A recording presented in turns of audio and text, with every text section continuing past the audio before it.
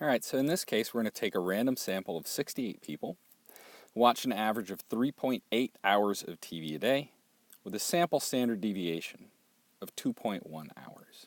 Okay? And the question we want to know is, what is the 95% confidence interval for the true mean hours of TV a day? All right, so we need our critical value, which means we need our degrees of freedom. 68 minus 1 is 67 degrees of freedom. Okay?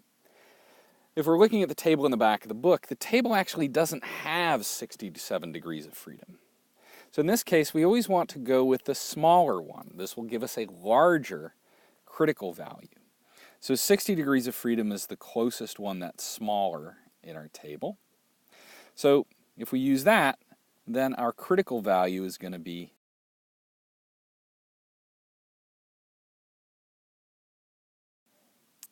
2.0 for a 95% confidence value. Okay, so if you use the TI-84 calculator, your numbers are almost certainly going to be different than ours, but the idea is going to be the same here.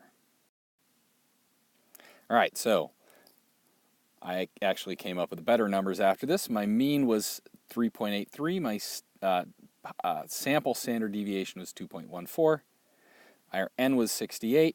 We're looking at 95% confidence, 67 degrees of freedom.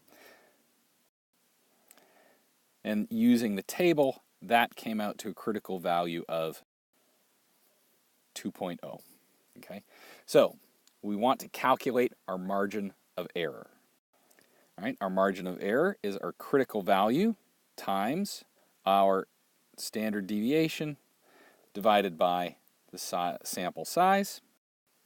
In this case, 2.0, sample standard deviation 2.14, sample size of 68.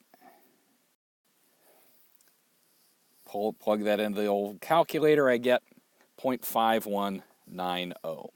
Okay, so rounding this to 2 decimal places, like I all of a sudden started doing, this is going to be 0.52 to 2 decimal places.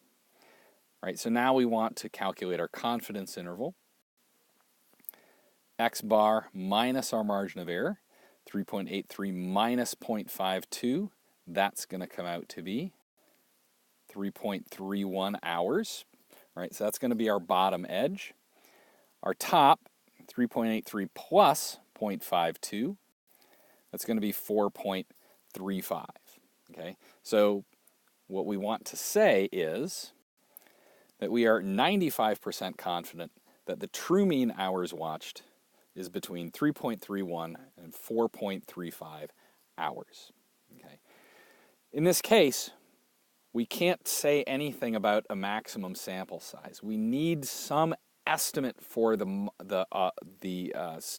standard deviation before we take our sample. And in this case, we don't know that ahead of time, so we can't do any of these n calculations. So we're free of those. All right. Again, as always, look over the book. Take a quick look at some of the easier problems. You now have enough tools to do them. We'll see you in class.